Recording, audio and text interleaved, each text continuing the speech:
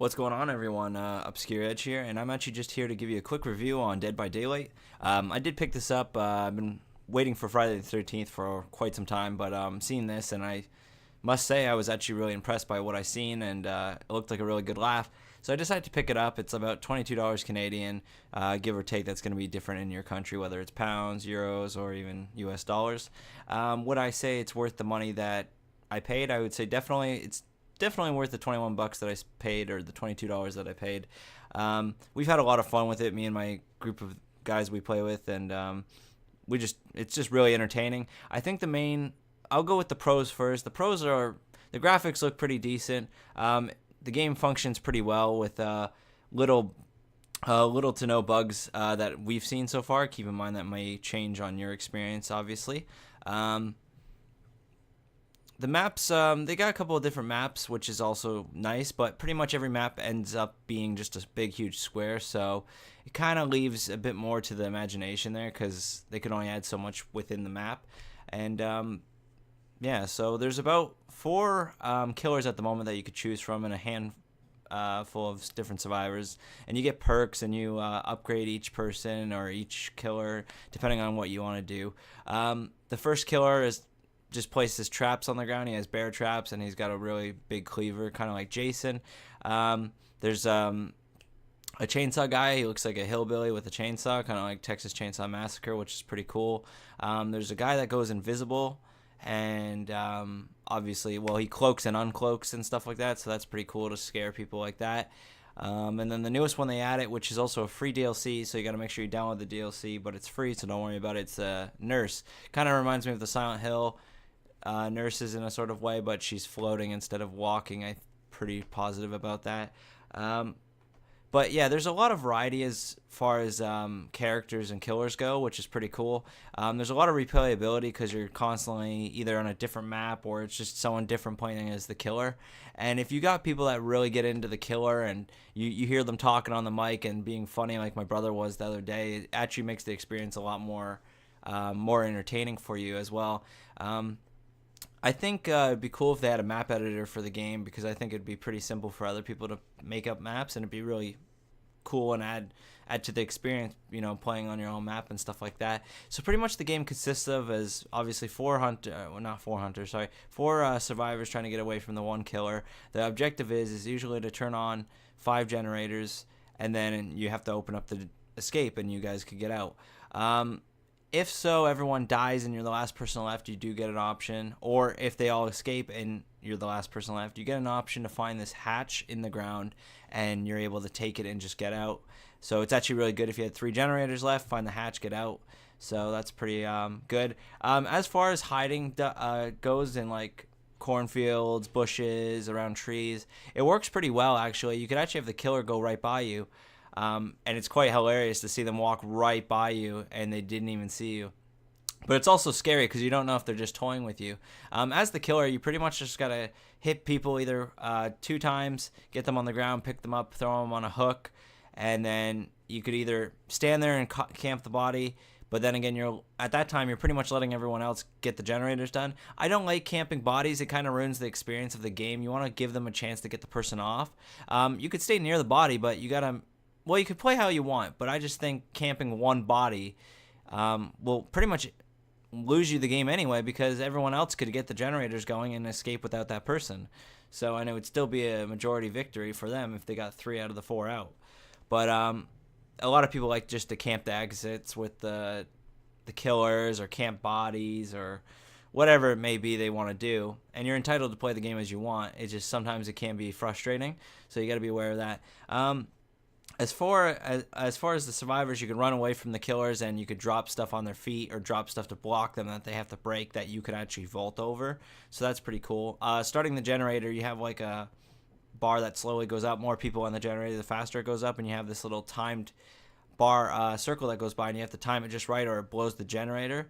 And what it does is it puts the health back, or the bar back on the generator, and also makes a big bang, so that way the killer also knows where you are on the map. And you could either be ballsy and just stay there and think the killer won't even bother, or he might try to like go around the generator because you probably ran away, but realistically you're still at the generator, or you're hiding in a bush or whatnot. You could also hide in cabinets, which is pretty pretty helpful once in a while. I would say right now, guys, the biggest con of this game is there's a lot of bots going on right now. There's a lot of people that have made bots on killers, and pretty much what the bot will do is the bot just randomly joins a game with 4 other people, and the bot just stands there swinging and just doesn't do anything. What this allows people to do is just constantly rack up blood points, is pretty much experience points, and then that's pretty much all it does, and you get an easy win on top of that. So there's a couple bots going around that are really ruining the game, and there's also people that are using ESP, as we've seen in H1 years ago.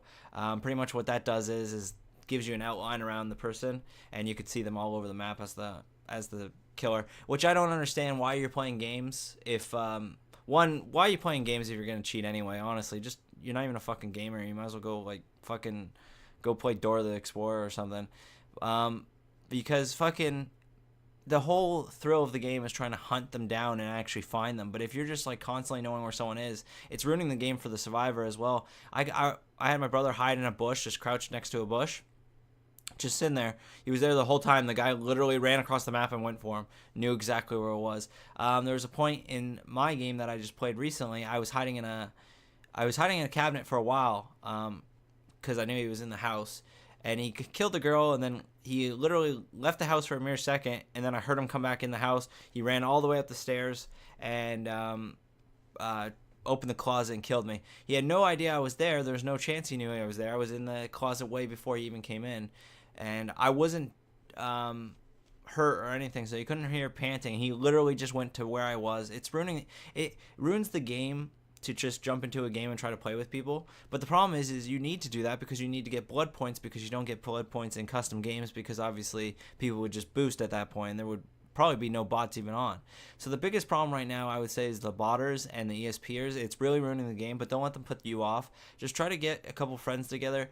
Even if you could only get 4 people together, you could still play 3 versus 1 or 4v1. If you would like to add me and play with me and my friends, if you do have the game already, or if you're thinking about buying the game, you could feel free to add me as well. I'll put the link in the description to my Twitch. Make sure to follow, and under my Twitch channel it says my Steam ID, and you could feel free to add me. And we're always just all of our guys are always talking, and we're always having a good time. I'd rather do custom games. It sucks because we're not getting blood points, but I must say it's really fun still to play the game. You could also jump into a game with 4 survivors and try to take on the killer that way, and just hope the killer isn't cheating like a lot of other people that I've seen. But it's still fun just to play custom games, honestly. The game is really entertaining, and if you're just waiting for Friday the 13th and you're like, I really want to fix, this will also help you with that. And it's not like you're paying a full price game, so it's not so bad. As much as I'm excited for Friday the 13th, it looks amazing. You're only playing as Jason. There was talk, I think, about playing as his mother as a killer or something like that.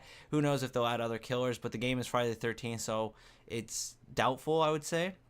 I could see just different skins of Jason or something like that.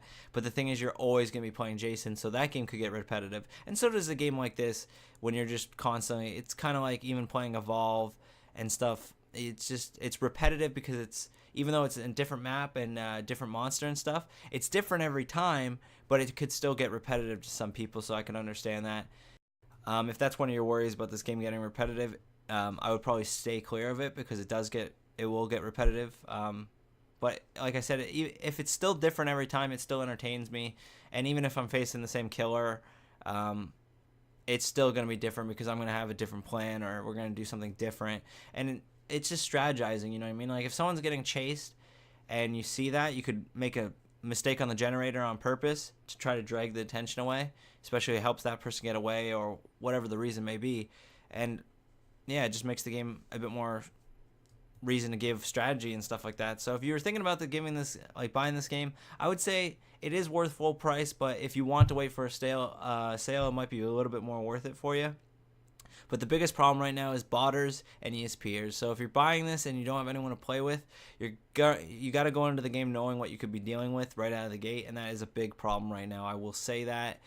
We played a couple games already this morning, and that's just been frustrating me. I was already saying I'll just wait for everyone else to wake up and get on, because I want to play knowing that the people I'm playing with aren't cheating. You know what I mean? I don't know. But anyway, that's my review on Dead by Daylight. Is it worth your money? I would say it was worth mine. I don't feel gypped. I played it for. I was a little skeptical at first, because you play for the refund. You could play for the 2 hours for the refund, but yeah, I didn't bother refunding it because it was so entertaining.